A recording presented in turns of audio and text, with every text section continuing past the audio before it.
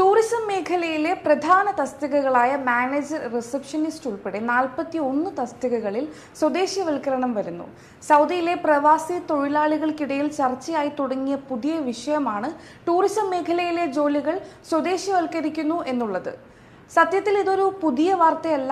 കഴിഞ്ഞ കുറേ മാസങ്ങളായി വിവിധ മേഖലകളിൽ നടപ്പിലാക്കിയ സൗദിവൽക്കരണ പദ്ധതിയുടെ ഭാഗമാണ്.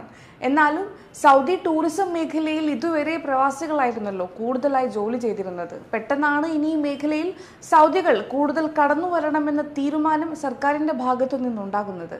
ഇതിലൂടെ സൗദി ഗവൺമെന്റ് ലക്ഷ്യമിടുന്നത് എന്താണെന്ന് വെച്ചാൽ തൊഴിൽ വിപണിയെ സ്വദേശികൾക്ക് അനുകൂലമായി മാറ്റുക എന്നുള്ളതാണ്. സൗദികളിൽ കൂടുതൽ പേർ സ്വകാര്യ മേഖലയിലേക്ക് കടക്കണമെന്നാണ് സർക്കാർ ആഗ്രഹിക്കുന്നത്. തൊഴിൽ സാധ്യത വർദ്ധിപ്പിക്കുക, സ്വദേശികളുടെ പങ്കാളിത്തം ഉറപ്പാക്കുക എന്നതാണ് പ്രധാനം. അതുകൊണ്ട് തന്നെ ഈ തീരുമാനം ടൂറിസം മേഖലയിലേക്ക് വളരെയധികം സ്വാധീനം ചെലുത്തും. അതേസമയം 3 ഘട്ടങ്ങളിലായാണ് നിയമം നടപ്പാക്കുക. ഒന്നാമത്തെ ഘട്ടം 2025 ഏപ്രിൽ 22 മുതൽ, രണ്ടാം ഘട്ടം 2027 ജനുവരി 3 മുതലും, മൂന്നാമത്തേത് 2028 ജനുവരി 2 മുതലുമാണ് നടപ്പാക്കുക.